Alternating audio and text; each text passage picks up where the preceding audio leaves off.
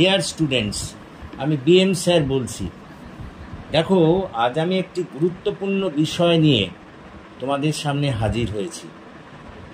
এটি একাদশ শ্রেণীর জন্য চারণ কবি ভারভারা রাওয়ের উপরে গুরুত্বপূর্ণ এমসিকিউ। এগুলি থেকেই কমন পাবে।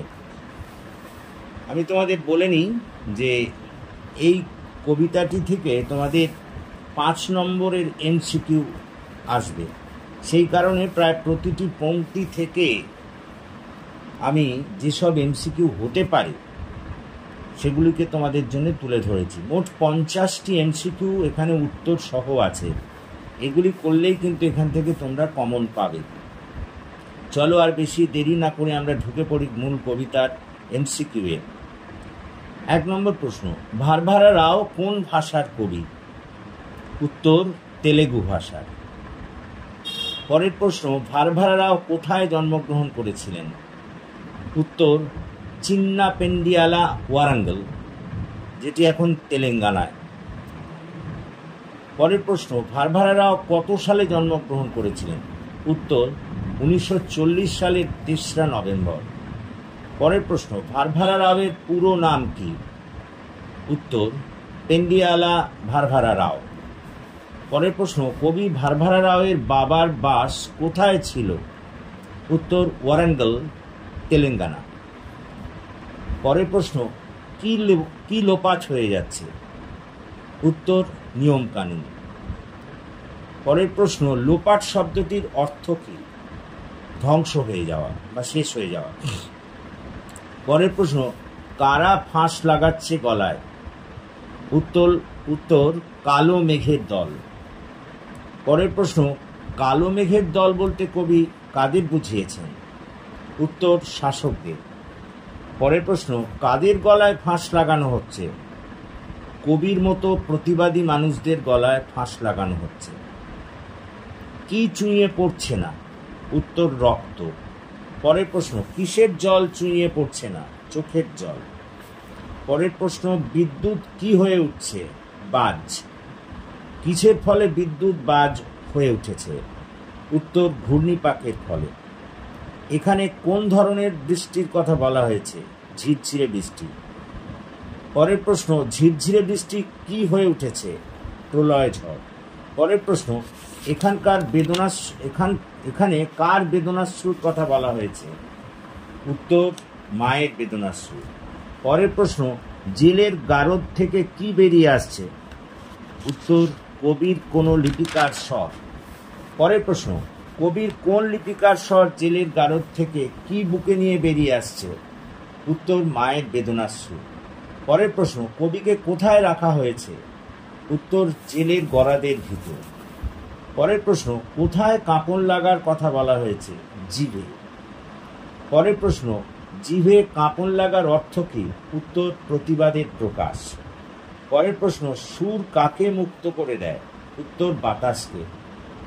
পরের প্রশ্ন, শস্ত্র কথাটির অর্থ কি? যুদ্ধ করার অস্ত্র বা হাতিয়ার। পরের প্রশ্ন, গান যখন যুদ্ধের শস্ত্র হয়ে ওঠে তখন কি হয়?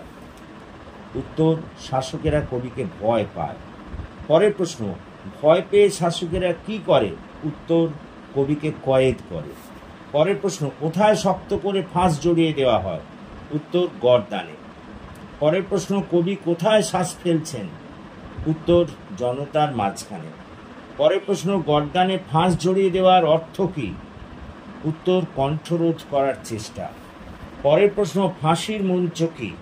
উত্তর ফাঁসির বেদি বা যেখান থেকে ফাঁসি দেওয়া হয়। পরের প্রশ্ন, স্পর্ধা শব্দটির অর্থ কি? সাহস। পরের প্রশ্ন, কাকে স্পর্ধা জানানো হচ্ছে? উত্তর মৃত্যুকে। তুচ্ছ কথাটির অর্থ কি? উত্তর নগণ্য। পরের প্রশ্ন, কবিতায় ফাঁসুড়েকে যে বিশেষণ দেওয়া হয়েছে তা হল? উত্তর তুচ্ছ। ফাঁসুড়ে শব্দটির অর্থ কি? যে ফাঁসি দেয়। পরের প্রশ্ন, এখানে ফাঁসুড়ে বলতে কাকে বোঝানো হয়েছে? শাসককে। পরের প্রশ্ন, রক্ত চুইয়ে পড়ছে না কেন? উত্তর সরাসরি হত্যা বা খুন করছে না বলে। পরের প্রশ্ন, ফাঁসির মঞ্চ মাটিতে মিলিয়ে যাচ্ছে কেন? উত্তর ভারসাম্য রাখার জন্য। পরের প্রশ্ন, চারণ কবি ভারভারা রাও কবিতাটির বাংলায় অনুবাদক কে? উত্তর শঙ্খ ঘোষ। ভারভারা রাওয়ের কবিতা সংকলনটির নাম কি? উত্তর ভারভারা রাও কবিতাম। পরের প্রশ্ন, মায়ের বুকে কি রয়েছে? উত্তর বেদনাশ্রু। পরের প্রশ্ন, জিভে কি ধরার কথা বলা হয়েছে? কাঁপন। পরের প্রশ্ন, কবিকে যা করা হয় তা হল? উত্তর কয়েদ। পরের প্রশ্ন, গর্দানে কি জড়িয়ে দেওয়া হয়? উত্তর ফাঁস। পরের প্রশ্ন, ফাঁসুড়েকে কি করা হচ্ছে? উত্তর ঝুলিয়ে দেওয়া হচ্ছে। পরের প্রশ্ন, ভারসাম্য কথাটির অর্থ কি?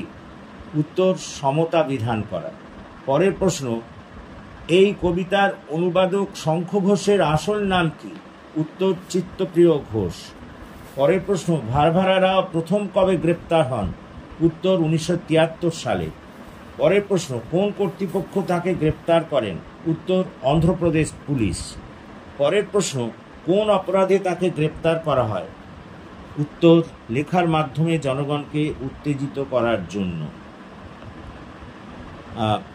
দেখো, এই 50টি এমসিকিউ খুবই গুরুত্বপূর্ণ এবং এগুলি করলেই তোমরা এখান থেকে কমন পাবে।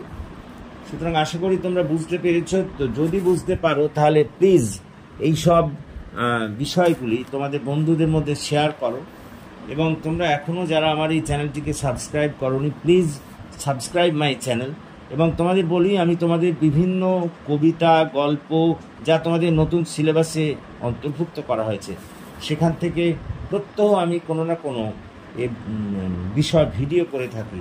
সুতরাং ফলো মাই চ্যানেল, তাহলে আমি আশা করি তোমরা উপকৃত হবে। So that's all for this day.